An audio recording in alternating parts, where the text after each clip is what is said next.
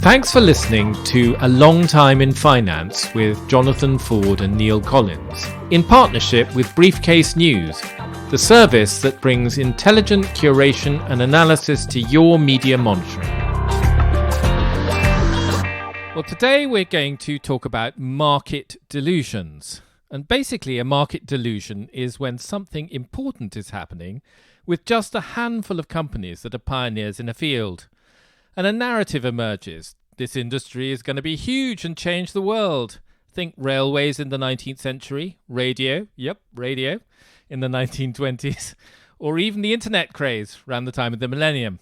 The companies in this new industry are the dominant players and will remain so, the narrative continues. So you can't value them on conventional valuation metrics because this is going to be so massive.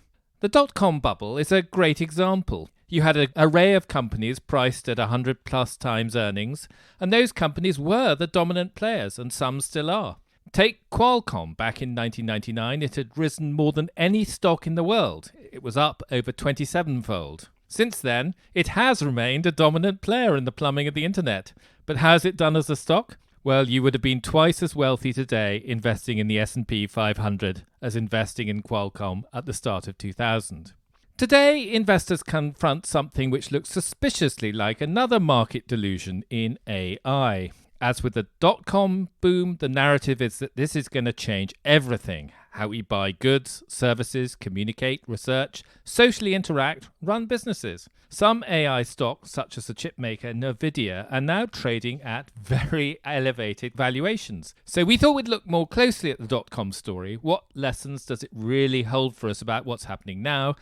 And we're very pleased to welcome on the show Brian McCullough, who is a 2-decade veteran of the internet industry and the founder of various web-based startups. And he's also the author of a history of the web entitled How the Internet Happened. So welcome, Brian. Thank you for having me on the show. And I should caveat as well that I am also a venture capitalist and have an AI fund myself. So I have my toe in the AI era as well. Okay, well, that's That's a comfort. That's a comfort, yes. I guess the first big question is whether we should think about the dot-com boom as a delusion. I mean, clearly there was a lot of froth, but a lot of big things came out of it.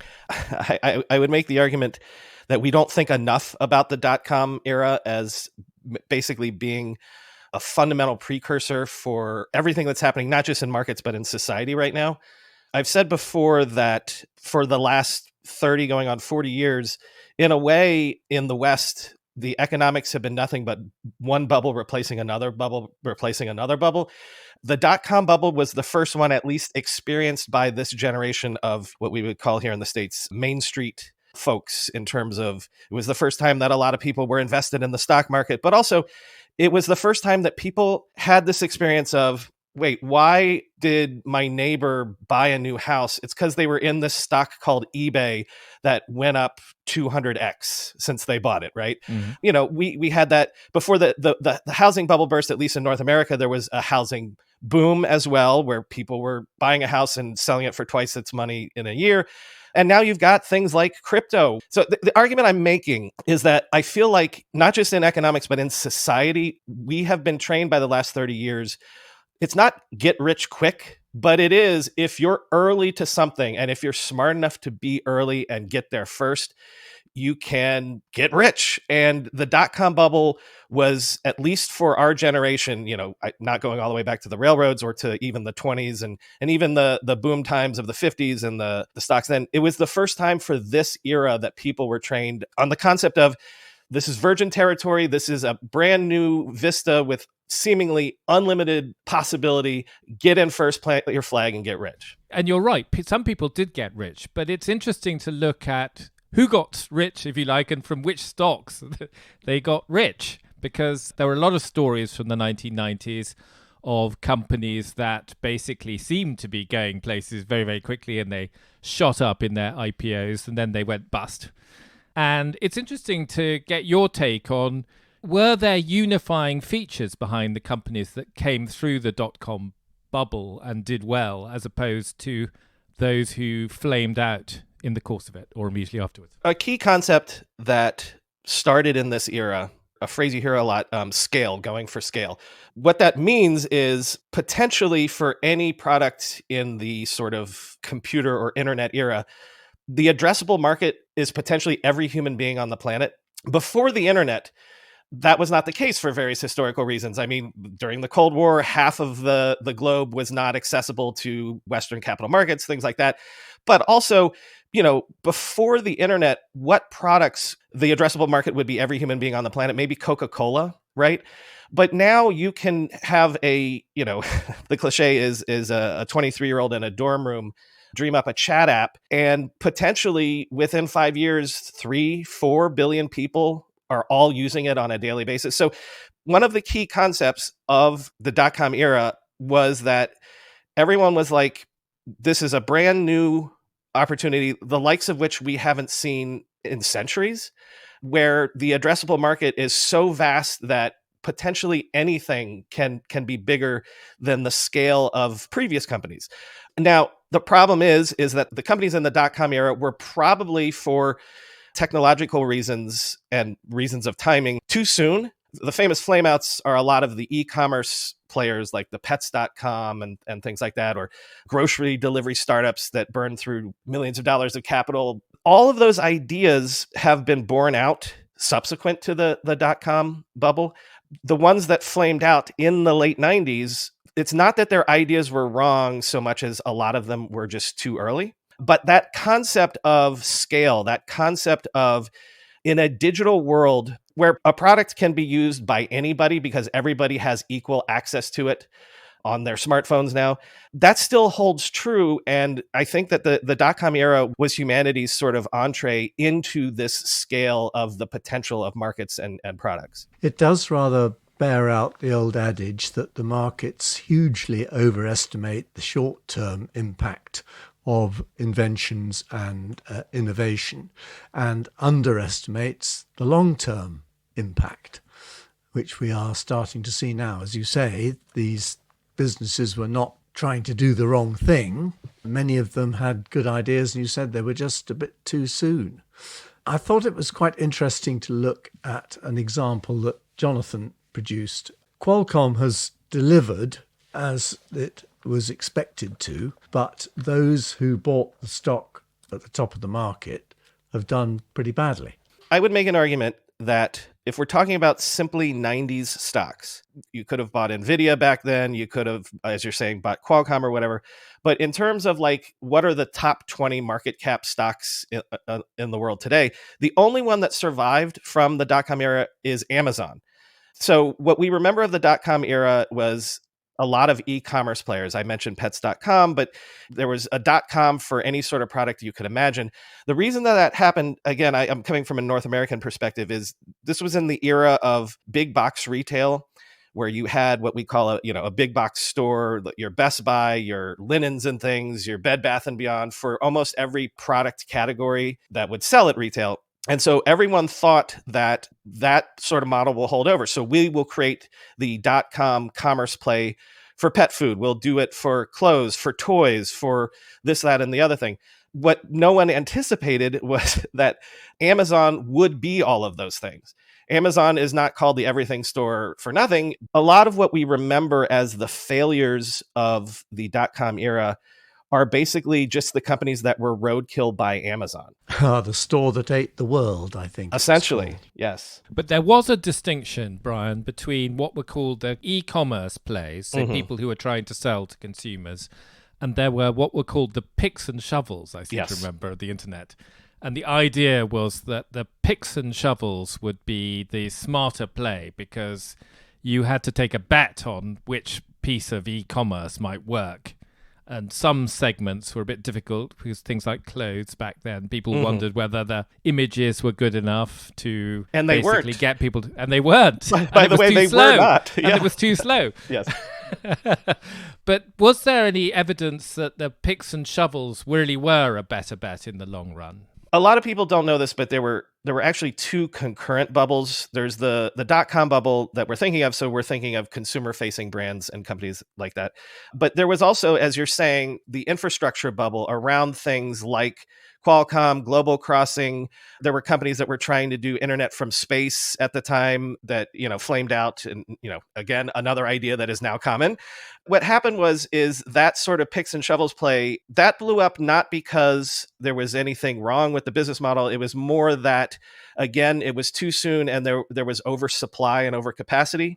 And so then when all of the commercial facing players went under, when the dot-com bubble burst, all of their clientele goes away. And you have essentially, and you mentioned the railroads earlier, there's a direct parallel between the railroad boom in Britain in the 1840s and 50s, and how it's so speculative that they overbuilt. But to this day, that's still the railways and stock that Britain uses and has been using for the last 150 years and more. And the same thing happened so the dot-com bubble bursts.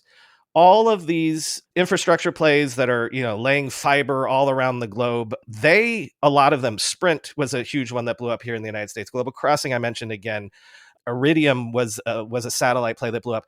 Like the railroads, even though those companies blew up, all of the fiber had been laid. So you have this sort of dark capacity that now when the dot-com bubble burst, it's not like they pulled up the cables. Now all of that infrastructure is available for 5 cents on the dollar. So the argument would be the reason that the Googles and Facebooks and Amazon, at least with AWS, were able to then rise out of the ashes in the early 2000s was because all of that overcapacity, all of that overbuilding was there for them on the cheap to do the things that made it possible to economically deliver cloud computing, to do social networking, because it was all there. It was all financially much cheaper to have that sort of infrastructure. So the question you asked me was that a better play for the investor? Probably not.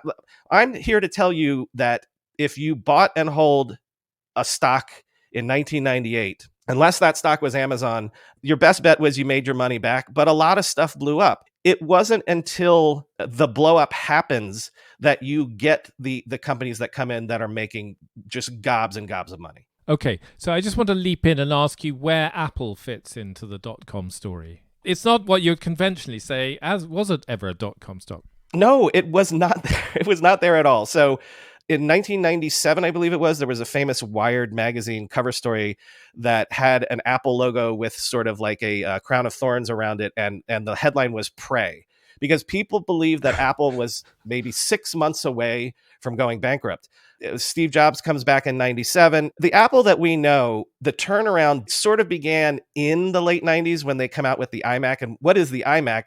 The I was meant to be an internet computer. Yep. But Apple had such small market share that they were basically an afterthought for everybody in the industry and for consumers.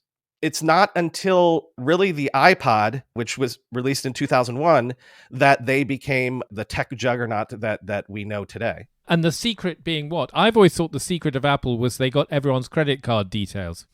This will sound like a glib answer, but the secret was the genius of Steve Jobs. Apple was a company that Michael Dell famously said that they should shut Apple down and return the money to investors before Steve Jobs came back.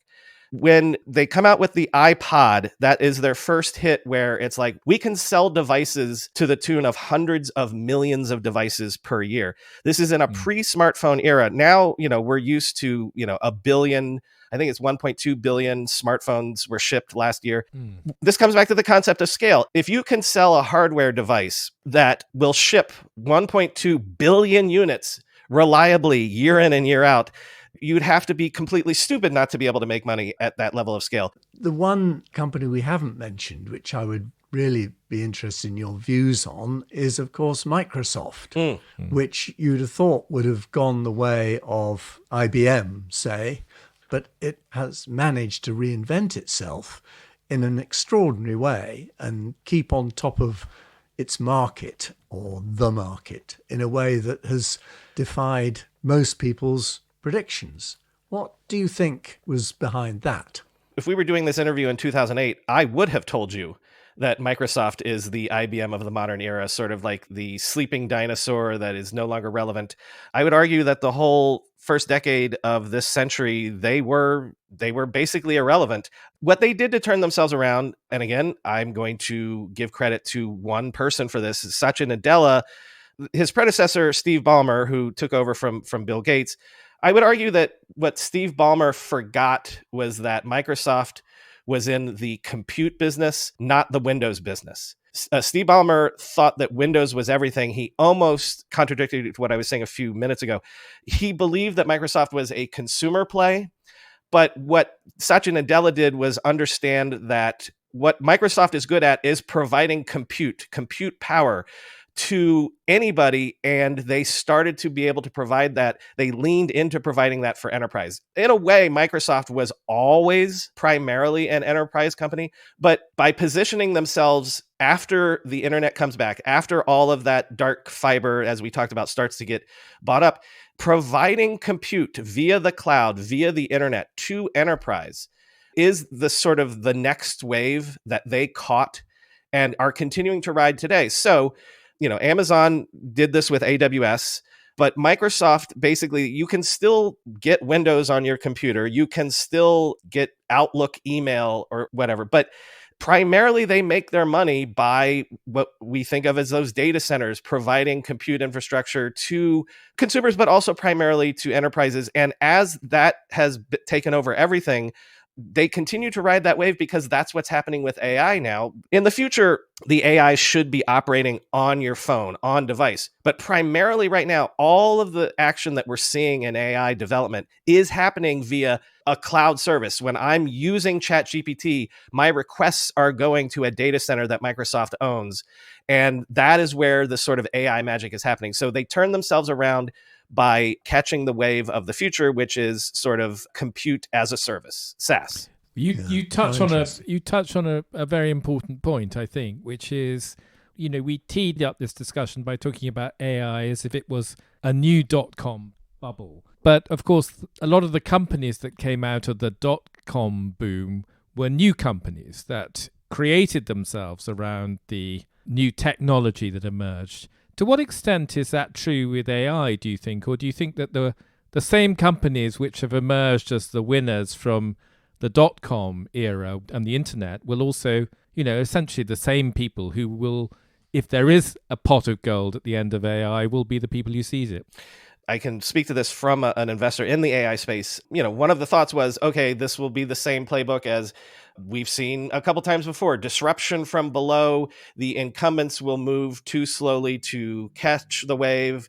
And so we want to pick the Google of the AI era, the Facebook of the AI era. But in the same way that, like I said, we've had 30 years of bubbles and we've trained people to be like, well, what's the next big thing? Can I get in early? The corporate world has learned that lesson as well. And so as an investor, I have been surprised by the degree to which 2 years ago, I would have said, well, it's not like Ford Motor Company or your bank is going to be investing in AI. They're going to have other people do that. No, that's not true. Everybody is tinkering with AI because, like I said, they've learned the lesson of the last 30 years. They don't want to be disrupted. So I would say that this is very early. It's not even been 2 years that ChatGPT was released. Right now, it seems like the incumbents are still holding all the cards. Google, Facebook, Microsoft, everybody is making huge AI bets, huge AI plays. So as of the early innings of this game, the disruption is not coming from below in the classic Clay Christensen sense. I don't know that that'll hold to be true. As an investor, I don't believe it would be true because otherwise game is up and I should return the money to the LPs right now because either OpenAI or Microsoft or Facebook is going to win.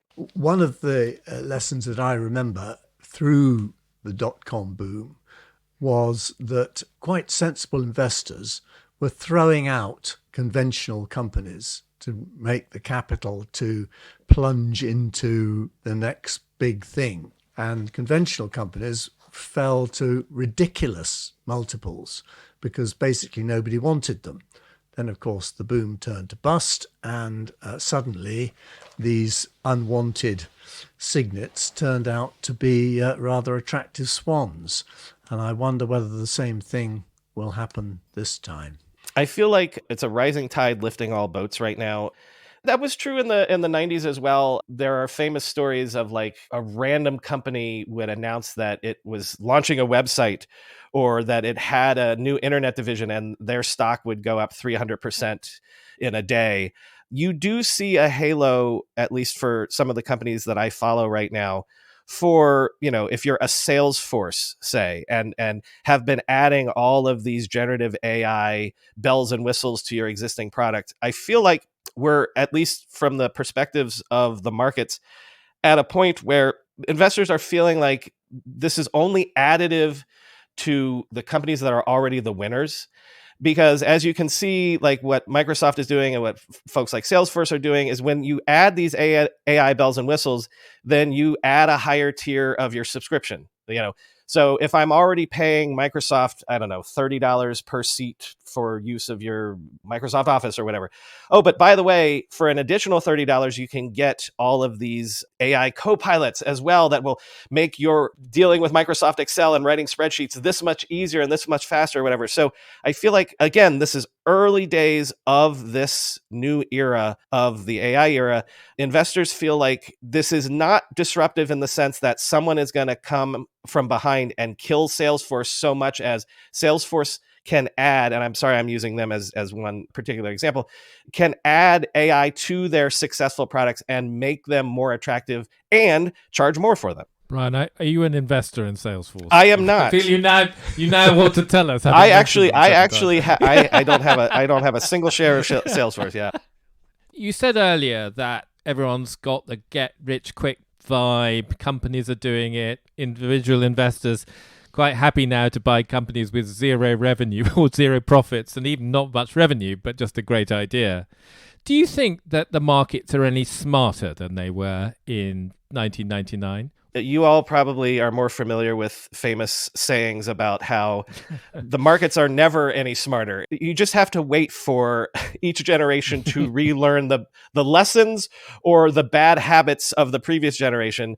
Having said that, if you look at a long enough time scale, like look at every market, at least in the Western world, for the last 50 years, and it's higher every single GDP, the level of wealth, of median individuals. Like, I don't think that there's any way that we can argue against the fact that technology has made the planet wealthier and more efficient. I do not see anything that will reverse that trend. And then if I'm feeling bullish, potentially AI is just a new flavor of the thing that will continue to sort of fuel the upwards and to the right sort of growth that we've experienced for the last 30, 40 years. What do you think, if you look ahead with your investor's hat on, would you say are the biggest risks to the AI story? Societal risks are obviously the robots take over the world and enslave us all. Also destroying democracy in the sense that you don't know what is real and what is fake. And so there is no truth. I am not in any way minimizing those as potentially negative events. But the AI that we have now is only possible because it was trained on the internet. Almost like a biological impulse, we've spent the last 30 years taking all of humanity's collective knowledge, putting it online, and publicly publishing it, which allowed the AI companies to scrape the entire internet. When they talk about training AI models on data, they are training it on our websites, our comments on YouTube, our postings on Reddit. One of the biggest structural threats to AI that could literally bring this all to a screeching halt is now that AI is able to generate content, the web could be filled with AI garbage. So then how would you train an AI model of the future to be better if their training sets have been filled with garbage? AI itself could potentially prevent future AI from getting better because it's taken over the internet. I think this is literally a rubbish in, rubbish out doomsday machine. Well, I was going to say, it's been brought up on fillet steak and fine dining, and the danger is that what they'll be doing is eating rubbish from then on, which they'll be regurgitating. Right. One of the things that the AI companies are trying to do is we've scraped the entire internet, so now where do we go to get high quality data? They're cutting deals with the Associated Press and the New York Times and whatever, because then companies that have this huge corpus of high quality data, they can feed into the models. But once you run through that, where do you go? So potentially there might not be enough good data for the next near term to improve AI much beyond where it is right now. And if that were to happen, then that would sort of bring a screeching halt to what feels like this sort of revolution that's a rocket ship. Well, that would be true, especially if, of course, the newspapers can no longer pay the poor old bloody journalists. Exactly. If there's, and also, but there are podcasts. Exactly. I mean, I just got one question. I know it's a very unfair question, but we talked about earlier about Amazon being the one great success story from the internet era. What's the Amazon of the AI era? Do you think we can see what it is now? We don't know yet. The leading player right now is OpenAI. They're way ahead of the game, but there's people that are right shoulder to shoulder with them. Anthropic is one. Echoes of the .com era. There is a 9-month-old startup based in Paris called Mistral AI, which just last week released their latest model, which is apparently shot to the top of the leaderboards as potentially better than OpenAI and certain measurements and things like that. It's the .com bubble all over again. A 9-month-old company and based in Paris, so not Silicon Valley or whatever, could potentially be the leader. That somebody could release a new model tomorrow that will blow OpenAI out of the water. It's a fascinating time, and there's no way I could pick a winner right now. Well, perhaps we shall come back to you and twist your arm to pick one. Or maybe you should ask ChatGPT. That was A Long Time in Finance with Jonathan Ford and Neil Collins. Production and editing by Nick Hilton, and our sponsorship partner is Briefcase.News. If you enjoyed the show, please rate and review it on your podcast app, as that will help new listeners find us.